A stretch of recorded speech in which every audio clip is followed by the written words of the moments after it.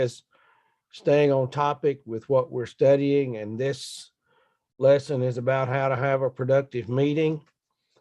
While I appreciate the other questions about certain things, those are the kinds of questions we can table for another class. And again, if any of you brothers have questions about anything with regard to leadership, you can email those questions to me. That would be the most expedient way to do that.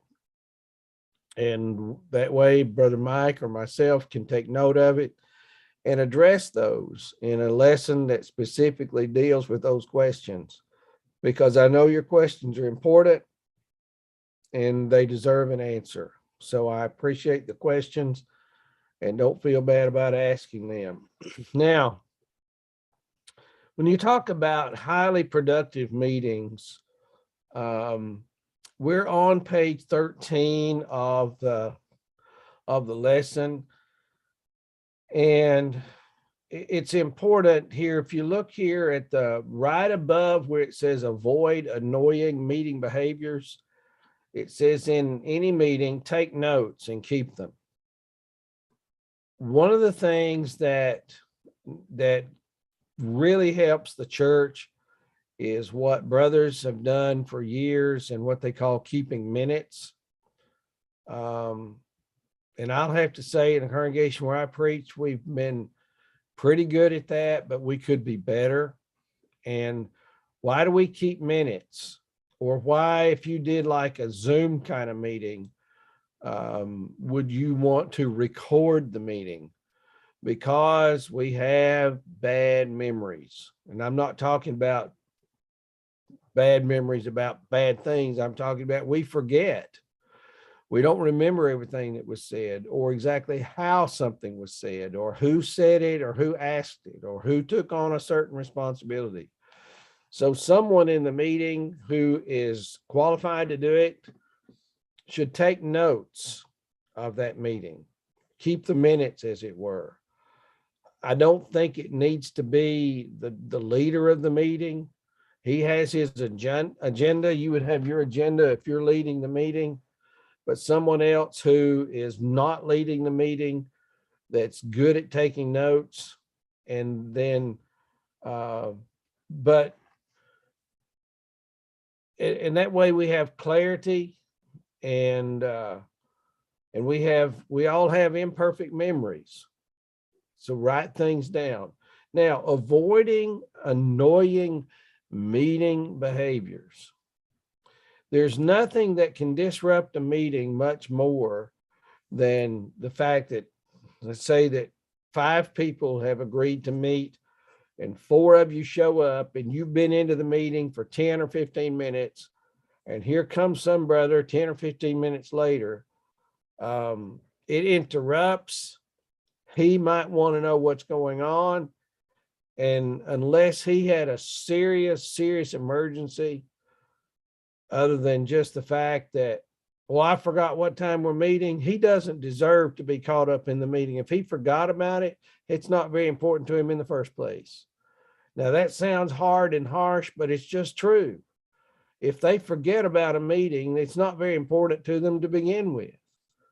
But it's irritating, and it's good to talk about it. And that's part of the guidelines for a good discussion, that we'll meet on time, that we will meet for a certain period of time.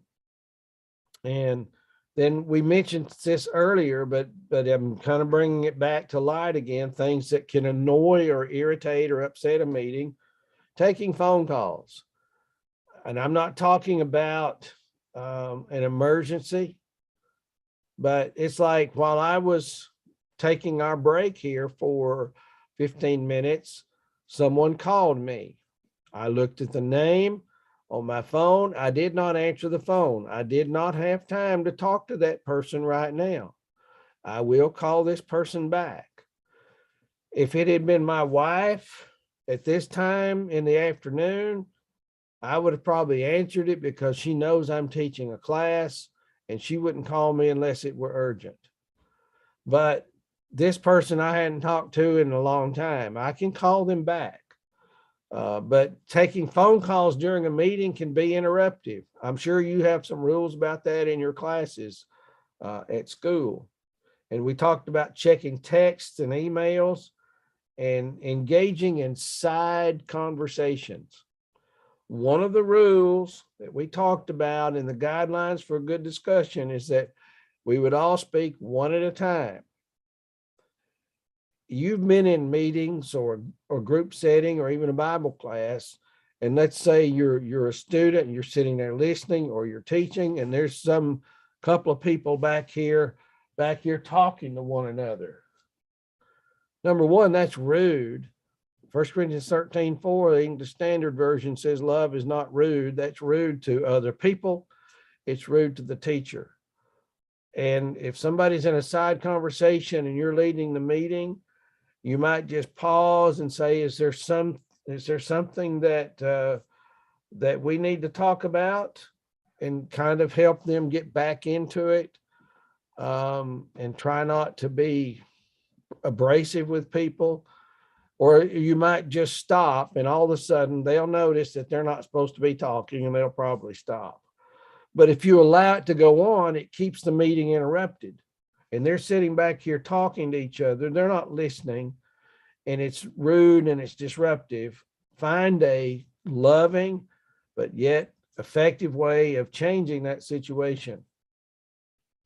Not taking notes.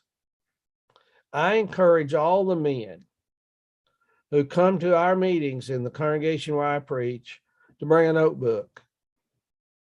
Now, they may not bring one, and maybe the only thing they have to do is one thing, and they don't have to write it down. But even though you may have a person assigned to keep the minutes of the meeting, if I have decided that I will do this and I will do this, or I will talk with this person or that, I'm going to write those things down because I've committed to do them. I've made a commitment to them. I'm going to write them down.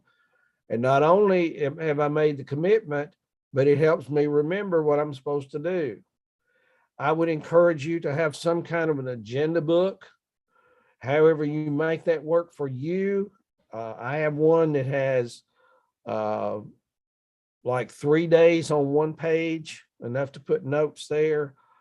And then then it has a fold out for the month. And then in the back, it has several pages for notes for whatever I want to put back there. But if I accept a responsibility, I need to take responsibility for it.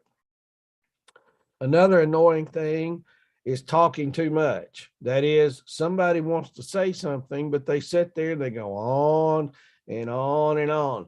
As the leader of the meeting, it's your responsibility to say, well, brother, can you get to the point?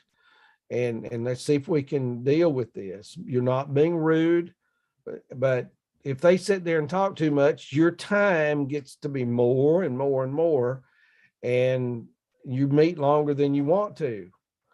Interrupting other people. That's also in our guidelines for good discussion, that we'll all speak one at a time.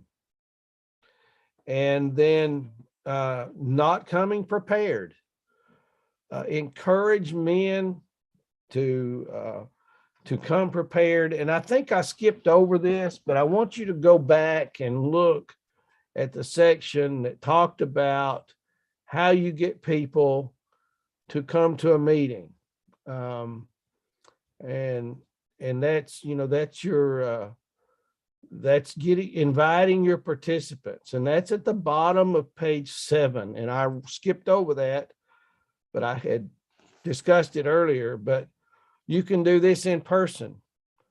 If it's a small congregation, there may not be but 3 or 4 men who would meet. If it's a large congregation, there might be a dozen. You could make a public announcement that the men of the church need to meet on such and such a date to discuss the Lord's work. And if you can't do that, and we can meet without you, fine. If you need to be in the meeting and we need to work on the dates, come to me and we'll see what we can do.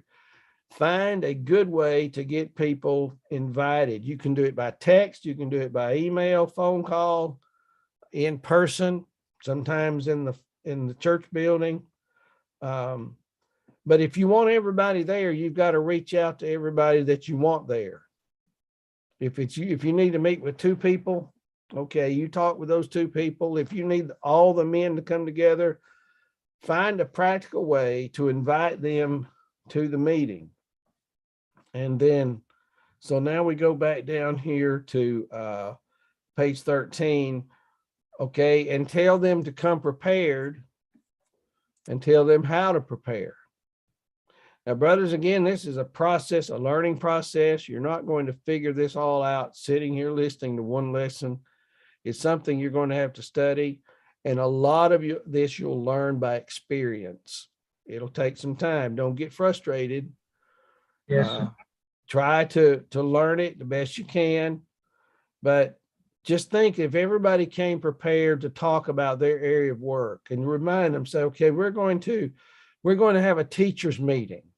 Maybe you're a part of the education committee. We need to have a meeting with the teachers. Please, teachers, come with your concerns and your questions and anything that we need to talk about. And maybe you'll have an agenda of whatever you need to talk about with the teachers meeting, or it might be simply, especially your sisters who are teaching, is there anything you all need to have them, but have them prepared to let them know. Another serious problem, we call it here in the United States, chasing rabbits. I don't know what you call it in Jamaica, but it's like, you familiar with the cartoon character Tigger? Winnie the Pooh and Tigger. Tigger can get distracted.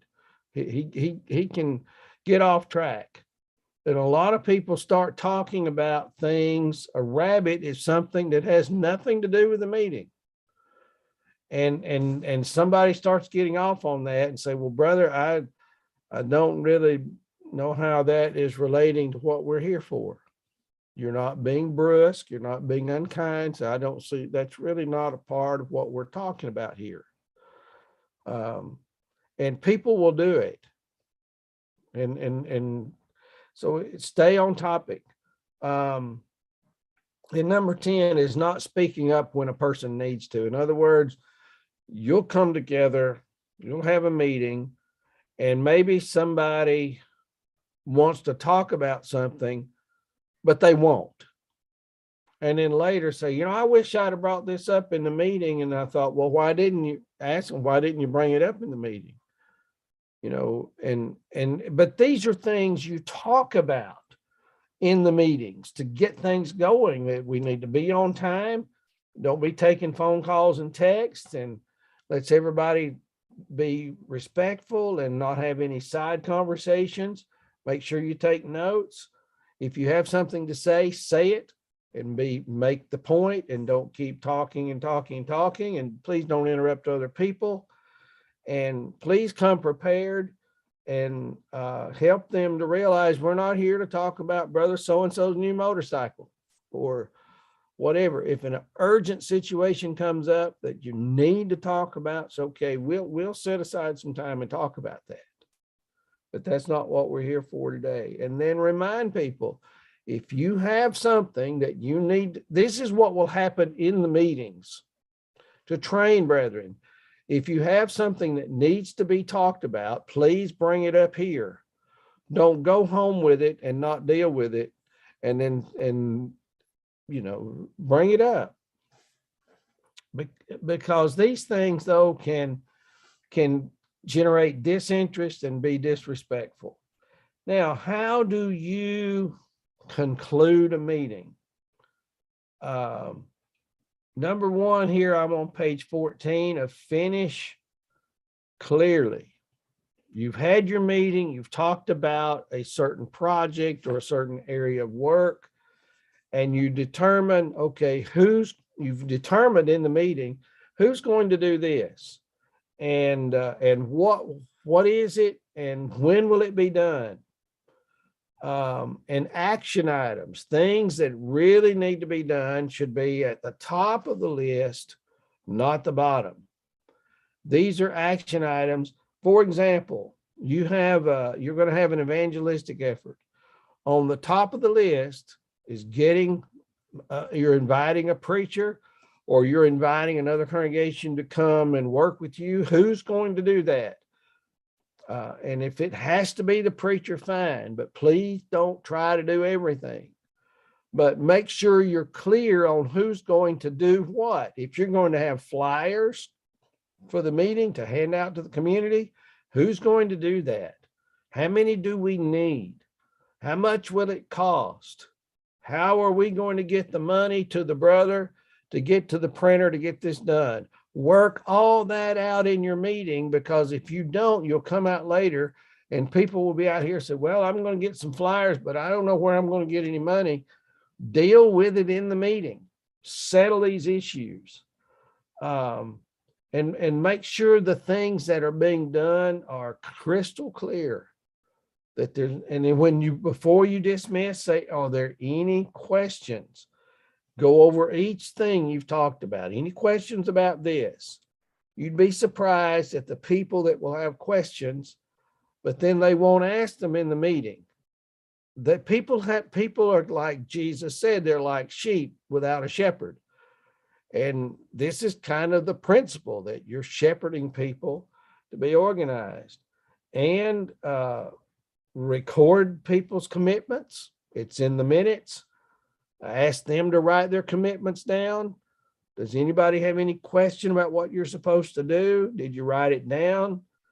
And then the hardest one, that final one on page 14, is holding people accountable for what they said they would do. And this is what gets to be difficult when you do not have an eldership. But even so, brother so-and-so said, like, I'll give you an example. There's something that needed to be done for the congregation where I preach. It's not my responsibility. I went to the brother who has that responsibility, said, have you noticed this? Do you think you could get that taken care of? Yeah, I think I can do that. And I don't want to be overbearing with people, but I might want to say, do you think you can do that? Or are you going to get it done? Will you get it done? Do you need any help with it? And the person said they would do it. That's been 6 weeks ago, and it hadn't been done yet. And unless I say something about it again, it probably won't be done. And I am tempted to do it myself, but how am I helping a brother mature in his responsibilities in the church if I do his job? I could say, brother so-and-so, did you forget about the fact that you were going to get this done? I noticed it hadn't been done. I'm not fussing at you. I'm just wondering maybe if you forgot. And if it's their area of responsibility and they've committed to doing it, they should not get upset about it. Sometimes brethren might, but hold people accountable to their promises. And then number 5 is follow up. Now the meeting is over. The meeting's done. Now what?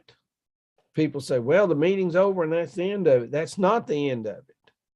The meeting has set us up to accomplish some things, and you as the leader have your areas of responsibility that you've promised to follow up on.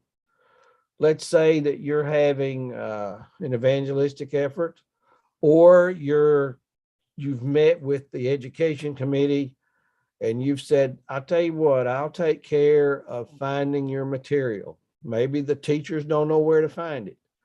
I will do that. Well, you write it down and you make sure you do it, because you're also teaching them how to do their work. If you don't do yours well, they'll say, well, he said he would do it, but he didn't. They may not say anything to you, but they'll say something to somebody. Now, Mr. Hyatt gave these recommendations, like in his agenda book, his to-do list, on how you determine what you're going to do first or what needs to be done. So if you notice here, I'm on page 15. Hold yourself accountable for what you committed to do. Review your tasks. Now, these are your tasks, not somebody else's. and your notes and you prioritize these. I have a list of things I have to do every week. Some of them I don't write them down because I do them every week anyway. Like I'm teaching a Bible class tonight. I don't really need to write that down unless I have several things going on at one time. I need to make sure I've allowed myself a time slot to study for my class, that I've allowed myself a time slot to prepare for this class. This was a priority. My class for tonight is a priority. There's something else that I want to do that does not have to be done today, but priorities, number one, he uses the asterisk. That's what looks like a little star, I call it. And you put that beside whatever that task is. That's important. You might even note on there, this must be done by today, or this must be done by Friday the 20th, no later, or whenever it is. The question mark, he uses a question mark symbol here. If you're looking at page 15, that something you've got to do, but it requires further research. You've committed to do it, but you need to do some more research on it before you can get it done, or something to be clarified. So you can't do it until you research it. Somebody asked me if I would do some lessons on providence in the church. I said, yes, but I need to do a little research on that so we can have some good material. I think I know where I can get some information. So when I write that down, I put a question mark by it. It doesn't mean a question whether I'm going to do it or not, but it requires further research. And then I create a little square box at the end of that. And when I'm done with it, I check it off. But the next one is, Mr. Hyatt suggested a square box beside a certain task, that requires my personal follow-up. This is something I've got to follow up on. And it might be important, so you could put an asterisk beside that too. You have a circle there. Oh, this task, who's going to make sure all the light bulbs are working? Somebody else is going to do that. You may not even need to write that down, but figure out a system of learning to be organized. It will help you in time. Write down every week the things you need to do that week, when you're going to do them, how you're going to get them done, what you need to get that done. So this kind of goes beyond the meetings, but the last thing we want to talk about here before we shut this down, and this is kind of like the last point in the guidelines for a good discussion. Would you be willing to tell what you like about the group process, what is helpful and what is not helpful, in a way that this way it gives suggestions for improving future discussions? In other words, will you help me? Some brethren don't like criticism. Most of us don't like criticism. But if I solicit, maybe whether you want to call it criticism or whatever, I did a class for Georgia School of Preaching 2 years ago. And before on the next to the last class, I asked the class, I said, would you please next week tell me what we did in this class that was helpful? Will you please tell me what was not helpful? What could I have done better? I've opened the door, but that's how I grow. I had someone say recently, when I was teaching some of the denominational doctrines classes that I taught for JSP, I heard it across the room. She said, he thinks we're college students. I didn't get upset about that. I listened. I thought, okay, I'm getting above this person's head. That's what I heard. And you got to, so listening to criticism should not be taken as an insult, but something to help you. I want my students in my church class to learn. And if I don't know what they're struggling with, I can't help them. But if I do, I will try to simplify, because you guys are going to be preachers. You're going to be leading God's people. This person will never do that. And so my point is, ask for feedback. And I want you to tell me, I'm not going to get upset about it. What could I do better in this class I'm teaching for you? I want to do better. And I've learned a lot, but you're the students. What does Brother Roger do that's difficult for me? What is he not doing that I'd like for him to do? Like Brother Ian asked questions. I think, okay, I would like an email with those questions, and I will put them in my notebook. And when we come to that particular subject, like development of elders, I'll be prepared to discuss it. And so you're helping me with that, Brother Ian. I want you to know that. And I want to give you some answers, because I am here to help you. And so I appreciate that. But somebody might come back and say, well, talking about a meeting, I wish we had done this. And so, okay, then take a note of it. The next time you meet, if it's something that needs to be done, do it. Try to do it. Because we're trying to grow God's family. We're trying to get God's work done. And we want to do it in the most efficient way possible.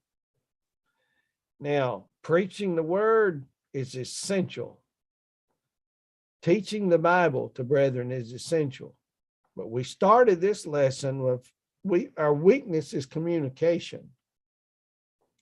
Learn to be as good a communicator as you know how, not only in the pulpit, but outside the pulpit and in the meetings and in your discussions with brethren. And one of the things is, like, I paused to do, and it took me, Brother Ian, a long time to learn how to do this. When you started talking, I didn't interrupt you. I sat here and I listened, and I'm going to tell you why. I don't know what you're asking if I'm not listening.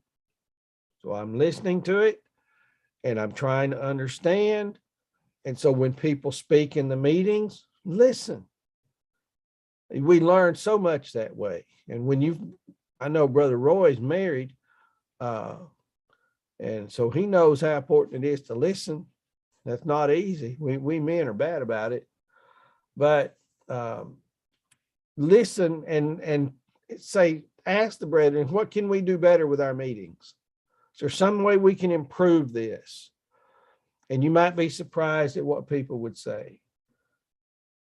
So we look at the 5 points, and somehow this lesson made a 6, 7, 8, 9, 10. That's supposed to have been 1, 2, 3, 4, 5 on page 16. So just read it like that. Review this lesson. Decide if the meeting is necessary, and if so, what kind of meeting, what format it should be, what people need to be there, what time, how long should the meeting be? Should you allow yourself half a day to discuss some things? Sometimes you might. When you prepare your agenda, prepare an agenda to seek results, not just a checklist. Meet and engage in a powerful, productive conversation that moves the church to action, to accomplish their projects. That's your job. You won't learn it overnight. Number 5, follow up. Review your meeting notes. Complete your assigned task. You are a teacher by what you do. I'm a teacher by what I do. And so I'm in a meeting and I say, brothers, I'll take care of this, this, and this. How are they going to look at me if I say I will take care of this, this, and this, and I only take care of this and this, and I'll let this go? Roger's not doing what he said he would do. So why would he talk to me about what I'm supposed to be doing? You set the pattern. You set the example. And you will get things done for the kingdom. I noted here, this seems like it's a lot of work, and it is a lot of work. But if we'll implement these actions, the work will become easier in time. We know that kingdom work is the most important work in the world. 1 Corinthians 15:58, be steadfast, immovable, always abounding in the work of the Lord. It's that important. Galatians 6 and verse 9, we know that we will reap if we do not lose heart or if we do not give up. Don't give up. Don't get discouraged. If you get discouraged, go out and do something for somebody. You'd be surprised how quickly you get encouraged. We know Jesus said in John 9:4, we must work the works of him who sent me as long as it is day. Night is coming when no one can work. So now is the time. Let's put in the time, the effort, and I'm going to add the word patience here to have highly effective church meetings. Study this material, these things. They'll be on the exam, but more importantly than that is you learn this. It will help you. It may scare you to death to think about trying to do it.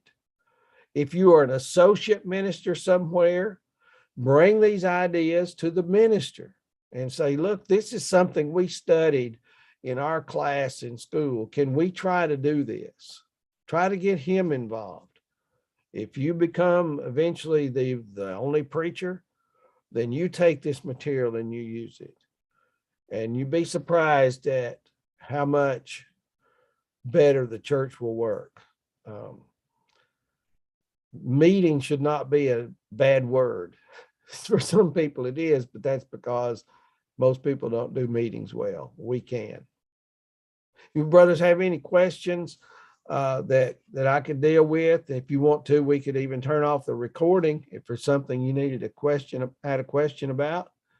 We can deal with that and not have it on the internet if you'd like. Yes, I'd like to ask one question, but I don't want to be recorded. Okay.